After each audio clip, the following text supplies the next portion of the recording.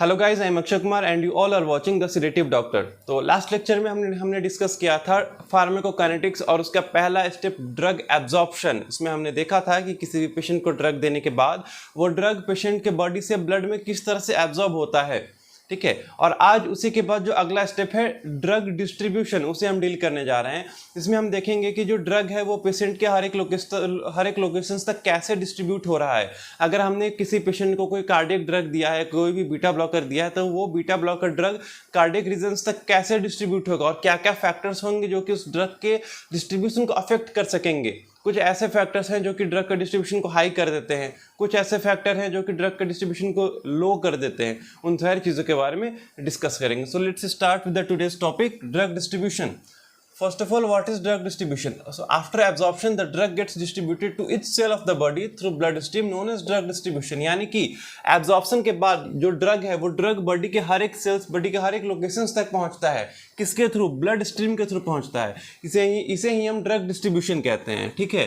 अब इस drug distribution का रेट जो है, इस ड्रग डिस्ट्रीब्यूशन के रेट को बहुत सारे फैक्टर्स अफेक्ट करते हैं। तो वो कौन कौन से फैक्टर्स हैं, चलिए वो देखते हैं। सबसे पहला है हमारा सॉल्युबिलिटी।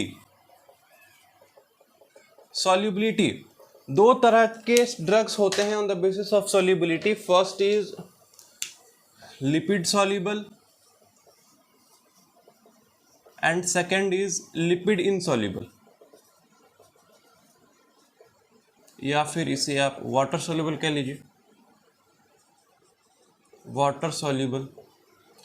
तो जो भी एक मिनट, इससे सॉल्युबिलिटी वाले टर्म को मैंने फर्स्ट लेक्चर में भी डिस्कस किया था, जिसमें हमने ड्रग एब्जॉर्प्शन देखा था। वहाँ पे हमने ये देखा था कि जो भी लिपिड सॉल्युबल ड्रग हैं वो इजीली और जल्दी एब्जॉर्ब हो जाते हैं। क्यों? Because our cell membrane is made up of lipid bilayer, और उस लिपिड बाइलेयर को लिपिड सॉल्युबल इजीली क्रॉस कर सकता है। And the same condition applies here. जो भी लिपिड सॉल्युबल ड्रग्स होंगे उनका एब्जॉर्प्शन के साथ साथ डिस्ट्रीब्यूशन भी फास्ट होगा, और जो लिपिड इनसॉल्युबल ड्रग होंगे उनका एब्जॉर्प्शन के साथ साथ डिस्ट्रीब्यूशन भी स्लो होगा, ठीक है।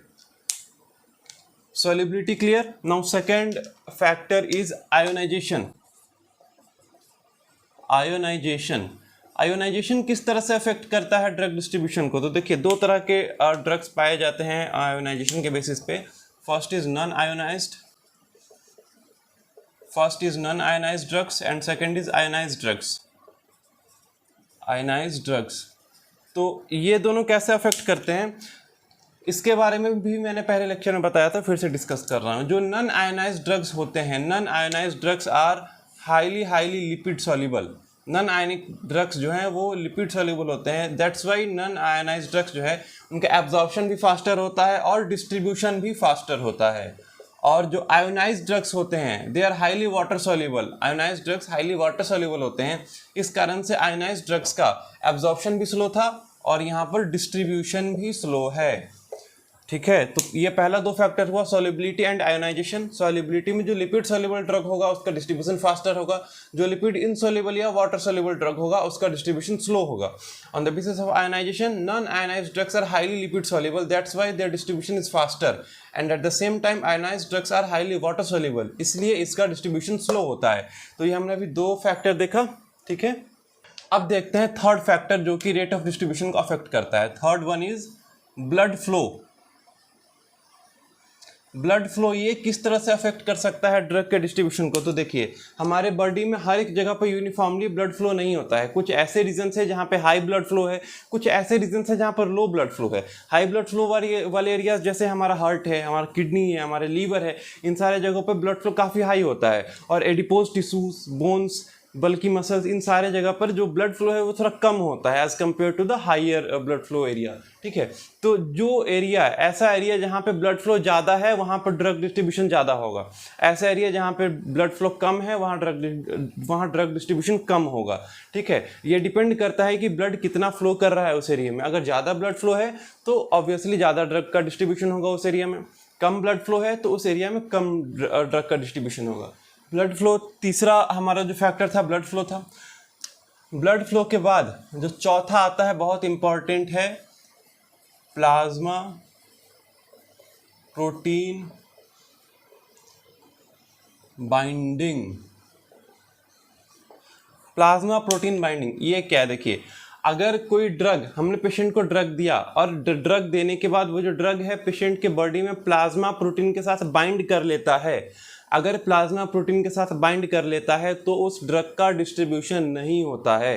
अगर जो ड्रग है वो प्लाज्मा प्रोटीन के साथ बाइंड कर लिया तो उसका डिस्ट्रीब्यूशन नहीं होगा। ठीक है, उसका डिस्ट्रीब्यूशन क्यों नहीं होगा वो देखिए। फॉर एग्जाम्पल ये हमारा प्लाज्मा प्रोटीन है, समझने के लिए इतना बड़ा बना रहा हूँ, ठीक है, और ये कोई ड्रग मॉलिक्यूल है, हमने जो ड्रग दिया ये उस ड्रग का कोई मॉलिक्यूल है। ठीक है, अब देखिए प्लाज्मा प्रोटीन के साथ बाइंड करने के बाद ये कुछ ऐसा बन जाएगा स्ट्रक्चर। ये प्लाज्मा हुआ आपका और इसके ऊपर में यहाँ पे ये ड्रग है। ठीक है, यहाँ पे क्या फ़र्क देखने को मिला, पहले जो ड्रग था उस ड्रग का साइज़ इतना था, पहले ड्रग का साइज़ इतना था, और अब क्या हुआ कि प्लाज्मा के साथ बाइंड करने के बाद ड्रग इतना बड़ा हो गया है प्लाज्मा के साथ बाइंड होने के बाद। ठीक है, तो पहले ये जो साइज था ड्रग का ये ब्लड कैपिलरीज के थ्रू पास कर सकता था क्योंकि स्मॉलर साइज था, पोज से पास कर सकता था, पर बाइंडिंग के बाद इसका साइज बहुत बड़ा हो गया है and due to its large size it can not pass any blood capillary and hence its distribution is stopped. Plasma protein के साथ बाइंड करने के बाद जो ड्रग का साइज है वो बढ़ जाता है। प्लाज्मा प्रोटीन का साइज ये है, ड्रग का साइज ये दोनों बाइंड किया और कुछ ऐसा स्ट्रक्चर आया। अब प्लाज्मा प्रोटीन और ड्रग यहाँ पे अलग अलग तो है नहीं, एक साथ ही है, एक साथ ही, तो क्या हुआ, फॉर एग्जाम्पल ये हमारा ड्रग था, इतना छोटा ड्रग था, और ये हमारा प्लाज्मा प्रोटीन है, ये दोनों बाइंड कर लिया आपस में, अब ये इतना बड़ा स्ट्रक्चर हो गया। पहले ड्रग इतना छोटा था, प्लाज्मा प्रोटीन इतना बड़ा था, ये ड्रग कहीं भी इजीली कैपिलरी को पास कर सकता था, पर अब क्या हुआ कि ये जो ड्रग है ये प्लाज्मा प्रोटीन के साथ बाइंड करके इतना बड़ा स्ट्रक्चर बना लिया। अब ये इतना बड़ा स्ट्रक्चर किसी भी ब्लड कैपिलरी को क्रॉस नहीं कर सकता, इसलिए इसका डिस्ट्रीब्यूशन नहीं होगा। ठीक है, इसका अगर डिस्ट्रीब्यूशन नहीं होगा तो फिर इसका एक्शन भी नहीं होगा, यानी कि ऐसा ड्रग जो कि प्लाज्मा प्रोटीन के साथ बाइंड कर गया, इस ड्रग का ना ही डिस्ट्रीब्यूशन होगा बॉडी में और ना ही इसका कोई एक्शन होगा। लेकिन एक सवाल आता है, क्या ये ड्रग हमेशा ऐसे ही बाइंडेड रहेगा? तो नहीं, ऐसा हमेशा ही परमानेंट बाइंड नहीं हो जाता है, ये भी डिसोसिएट होता है, ये भी अलग अलग हो जाता है। फिर कब होता है? जब भी हमारे बॉडी के अंदर, पहले ये समझिए कि अगर हमने किसी भी पेशेंट को, एक मिनट, हमने किसी भी पेशेंट को for example 100 mg of drug, कोई भी ड्रग दिया है, अगर हमने किसी भी पेशेंट को 100 mg ऑफ कोई भी ड्रग दिया है, अब इस 100 mg ऑफ ड्रग में जो 50 mg है ये बाइंड कर लिया है प्लाज्मा प्रोटीन के साथ, ये क्या कर लिया है, बाइंड हो गया है प्लाज्मा प्रोटीन के साथ।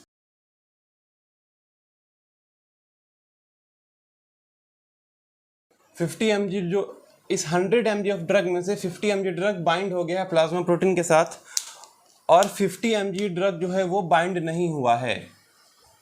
तो जो ड्रग का वो पार्ट जो बाइंड नहीं हुआ है प्लाज्मा प्रोटीन के साथ, इसे हम फ्री ड्रग बोलते हैं। क्या बोलते हैं? इसे हम फ्री ड्रग बोलते हैं। This is free drug and this is actionable. ये 50 mg जो फ्री ड्रग है ये अपना एक्शन दिखाएगा, ये अपना एक्शन शो करेगा। ये 50 mg फ्री ड्रग किसी से भी बाइंड नहीं है, ये अपना जो इसका ओरिजिनल साइज है उसी साइज में अवेलेबल है ब्लड में, ब्लड के थ्रू ये डिस्ट्रीब्यूट हो रहा है।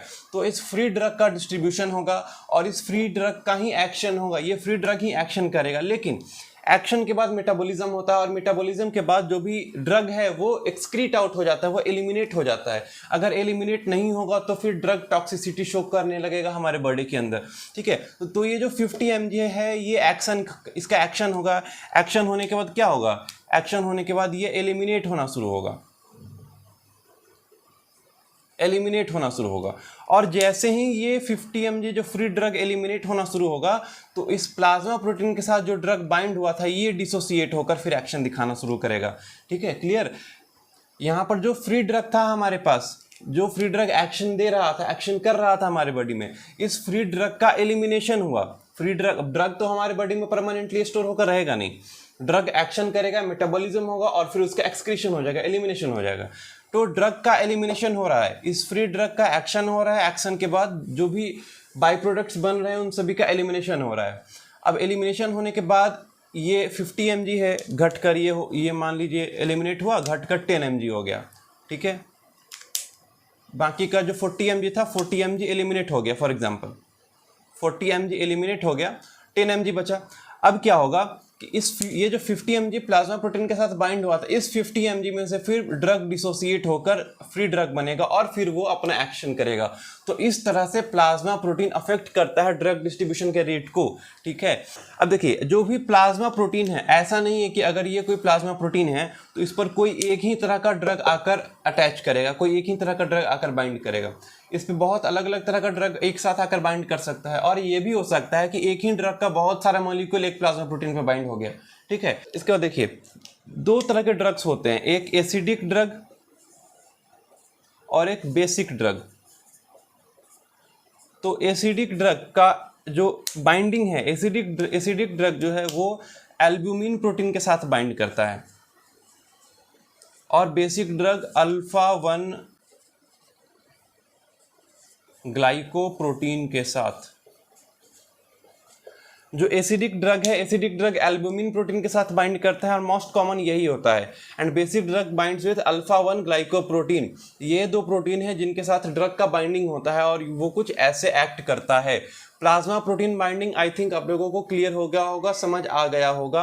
अब इसके बाद ये तो हमारा चौथा फैक्टर था जो कि ड्रग के डिस्ट्रीब्यूशन को अफेक्ट कर रहा था। इसके बाद आते हैं पांचवा जो हमारा फैक्टर है वो देखते हैं। सो फिफ्थ वन इज, देखिए हमारे बॉडी के अंदर बहुत सारे बैरियर्स होते हैं, ठीक है। बैरियर्स का काम क्या होता है?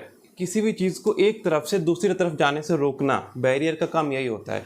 तो हमारे ब्रेन में एक होता है ब्लड ब्रेन बैरियर, फिर जो प्रेग्नेंट वुमेन होती हैं उनका और फीटस के बीच में होता है ब्लड प्लासेंटा बैरियर। तो ये जो दो बैरियर हैं ये भी ड्रग डिस्ट्रीब्यूशन के रेट को अफेक्ट करते हैं। कैसे करते हैं वो देखिए, वन बाय वन डिस्कस करते हैं। पहले blood brain barrier, blood brain barrier, first one is blood brain barrier, okay. देखिए ब्लड ब्रेन बैरियर कैसे इफेक्ट करते हैं। तो ब्लड ब्रेन बैरियर जो है ये भी लिपिड सॉल्युबल होता है। Blood brain barrier is also lipid soluble. तो ऐसा कोई भी ड्रग जो कि लिपिड सॉल्युबल है वो इजीली क्रॉस कर सकता है ब्लड ब्रेन बैरियर को, पर अगर कोई वाटर सॉल्युबल ड्रग होगा तो वो क्रॉस नहीं कर पाएगा। Because the blood brain barrier is lipid soluble. जहाँ पे लिपिड डिजोल्व होना है वहाँ पे वाटर तो हो नहीं पाएगा डिजोल्व। इस कारण से जो वाटर सॉल्युबल ड्रग है वो क्रॉस नहीं कर पाता है। वाटर सॉल्युबल ड्रग जैसे, वाटर सॉल्युबल ड्रग का एग्जांपल एक वाटर सॉल्युबल ड्रग जैसे streptomycin. Streptomycin drug water soluble है। अगर हम किसी पेशेंट को स्ट्रेप्टोमाइसिन देते हैं तो वो हमारे ब्रेन में इंटर नहीं कर सकता है। क्यों नहीं कर सकता है? Because of this blood brain barrier. Blood brain barrier उसको अलाउ ही नहीं करेगा कि वो ब्रेन में इंटर करे, इसको रोक देगा। क्यों रोक देगा? क्योंकि ये वाटर सॉल्युबल ड्रग है। Only lipid soluble drug can enter the human brain, no, ठीक है। एक लिपिड सॉल्युबल ड्रग का एक एग्जांपल देखिए, लीवोडोपा एक लिपिड सॉल्युबल ड्रग है जिसका यूज जनरली पार्किंसंस में बहुत ज़्यादा होता है, ठीक है। लीवोडोपा लिपिड सॉल्युबल ड्रग है तो इसका एंट्री ब्लड ब्रेन बैरियर्स के थ्रू हो सकता है, ठीक है। क्यों? क्योंकि लीवोडोपा एक लिपिड सॉल्युबल ड्रग है। अब इसमें एक केस देखिए, एक एग्जांपल देता हूँ। अभी हमने देखा लीवोडोपा क्या था? Levodopa is lipid soluble drug, lipid soluble drug. लेकिन levodopa is a inactive drug, ये एक इनएक्टिव ड्रग है, ठीक है। लीवोडोपा एक इनएक्टिव ड्रग है, ये एक्शन नहीं कर सकता है। तो एक्शन कौन करेगा? तो होता यह है कि लीवोडोपा का एक्टिवेशन होता है। एक्टिवेशन के बाद लीवोडोपा से बनता है डोपामीन। एक्टिवेशन के बाद लीवोडोपा से एक्टिव फॉर्म बनता है dopamine. Now this acts on human body, ये एक्ट करता है, ठीक है। डोपामीन एक्ट करता है। तो अब देखिए, अगर लीवोडोपा एक इनएक्टिव ड्रग है तो हम लीवोडोपा दिए हैं क्यों ना हम डोपामीन ही दे दे पेशेंट को। डोपामीन तो एक एक्टिव फॉर्म है, ये जाएगा, जल्दी एक्ट करेगा। लीवोडोपा को एक्ट करने में टाइम भी लगेगा। क्यों? क्योंकि लीवोडोपा देने के बाद पहले उसका मेटाबॉलिज्म होकर वो एक्टिवेट होगा, डोपामीन में कन्वर्ट होगा, उसके बाद फिर डोपामीन जाकर एक्ट करेगा ह्यूमन बॉडी पे। तो क्यों ना हम लीवोडोपा के बदले डोपामीन ही दे दें, ठीक है। तो ऐसा नहीं कर सकते। क्यों नहीं कर सकते? क्योंकि levodopa is lipid soluble drug but after it's activation dopamine, जब इसका एक्टिवेशन होकर डोपामिन बनता है तो डोपामिन लिपिड इनसॉल्युबल हो जाता है, लिपिड इनसॉल्युबल या फिर इसे वाटर सॉल्युबल कह लीजिए। ठीक है, लीवोडोपा लिपिड सॉल्युबल ड्रग है, पर इसके एक्टिवेशन के बाद जो डोपामिन बना, ये डोपामिन एक लिपिड इनसॉल्युबल ड्रग है।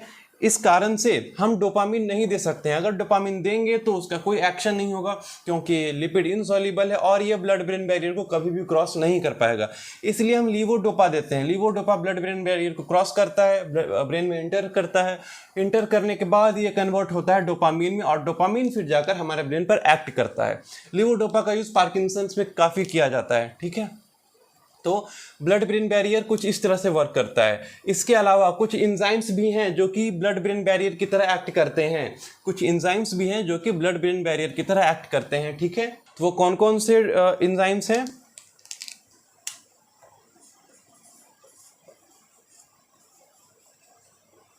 मोनोअमाइन ऑक्सीडेज एंड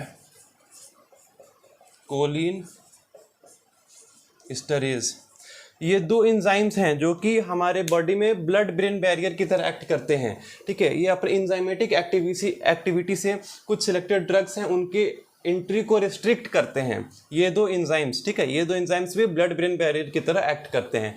तो ये हमारा हुआ ब्लड ब्रेन बैरियर जो कि ड्रग के डिस्ट्रीब्यूशन को अफेक्ट कर रहा है। कैसे?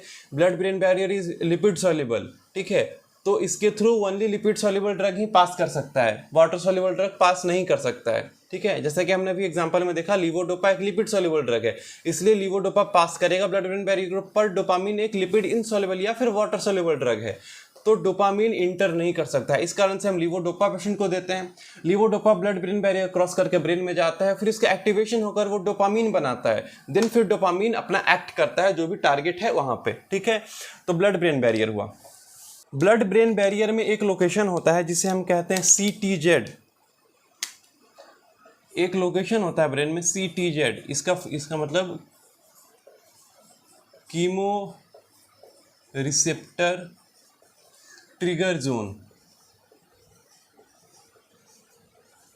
तो ब्लड ब्रेन बैरियर का एक ड्रॉबैक ये है कि ब्लड ब्रेन बैरियर में एक जगह chemo receptor trigger zone CTZ होता है। CTZ पर ब्लड ब्रेन बैरियर एब्सेंट होता है। ठीक है, यहाँ इस लोकेशन जो भी CTZ लोकेशन, यहाँ पर यहाँ पर ब्लड ब्रेन बैरियर एब्सेंट होता है, नो ब्लड ब्रेन बैरियर। ठीक है, तो यहाँ पर ब्लड ब्रेन बैरियर एब्सेंट होता है, तो इस लोकेशन से वाटर सॉल्युबल ड्रग भी इंटर कर सकता है हमारे ब्रेन में। ये एक ऐसा लोकेशन है CTZ जहाँ से water soluble as well as lipid soluble drug, कोई भी ड्रग यहाँ से इंटर कर सकता है हमारे ब्रेन के अंदर। ठीक है, अब देखिए, अब अगला जो हमारा बैरियर है उस पर आते हैं। अगला बैरियर हमारा है ब्लड प्लासेंटा बैरियर।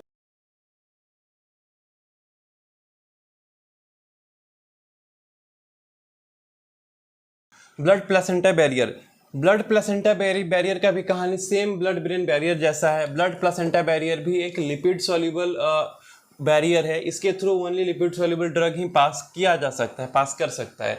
इसके through water soluble drug pass नहीं कर सकता है। पर अगर water soluble drug long dose में, बहुत ज़्यादा डोज में, काफ़ी लंबे समय तक दिया जाए तो चांसेस रहती हैं कि वो ड्रग पास कर ले इस बैरियर के थ्रू। ठीक है, और जो ब्लड प्लासेंटा बैरियर है ये एक मेटाबॉलिक साइट भी है, यहाँ पर ड्रग मेटाबॉलिज्म भी होता है। ब्लड प्लासेंटा बैरियर क्या है, आई थिंक आप सभी लोग जानते होंगे। ठीक है, तो ब्लड प्लासेंटा बैरियर एक मेटाबॉलिक साइट भी है ड्रग का। इस साइट पे ड्रग का मेटाबॉलिज्म भी होता है। इसके through only lipid soluble drug pass करेगा। पर इनकेस अगर बहुत लंबा डोज दिया जा रहा है वाटर सॉल्युबल ड्रग का, काफ़ी लंबे समय से दिया जा रहा है, तो उस केस में जो वाटर सॉल्युबल ड्रग है वो भी पास कर सकता है। इसी कारण से प्रेगनेंसी के टाइम में बहुत सावधानी रखना पड़ता है कोई भी मेडिसिन प्रिस्क्राइब करने के समय प्रेग्नेंट वुमेन को, क्योंकि अगर कोई भी ड्रग ब्लड प्लासेंटा बैरियर को पास करके फीटस में जा रहा है तो हो सकता है कि फीटस पर कुछ निगेटिव इफेक्ट दिखाए। ठीक है, इसीलिए ब्लड प्लासेंटा बैरियर एक बहुत इंपॉर्टेंट रोल प्ले करता है ड्रग डिस्ट्रीब्यूशन के लिए। ठीक है, ठीक है। तो ये सारे हुए कुछ फैक्टर्स जो कि हमारे बॉडी में ड्रग के डिस्ट्रीब्यूशन को अफेक्ट कर रहे हैं। पहला हमने देखा solubility, second is ionisation, third is blood flow, fourth is plasma protein binding, fifth is blood brain barrier and the sixth is blood placenta barrier. तो ये 6 फैक्टर्स ऐसे हैं जो कि हमारे बॉडी के अंदर ड्रग के डिस्ट्रीब्यूशन को अफेक्ट करते हैं। कैसे अफेक्ट करते हैं, आई थिंक आप लोगों को समझ आ गया होगा। तो आज के वीडियो के लिए बस इतना ही है। अगले वीडियो में जो फार्माकोकाइनेटिक्स का नेक्स्ट स्टेप है मेटाबॉलिज्म, वो डिस्कस करेंगे, और इसके साथ ही ड्रग डिस्ट्रीब्यूशन का एक छोटा सा टर्म रह गया है रीडिस्ट्रीब्यूशन, इसे भी हम उस लेक्चर में देखेंगे और फिर मेटाबॉलिज्म देखेंगे। ठीक है, तो आज के लिए बस इतना ही, मिलते हैं अगले वीडियो में।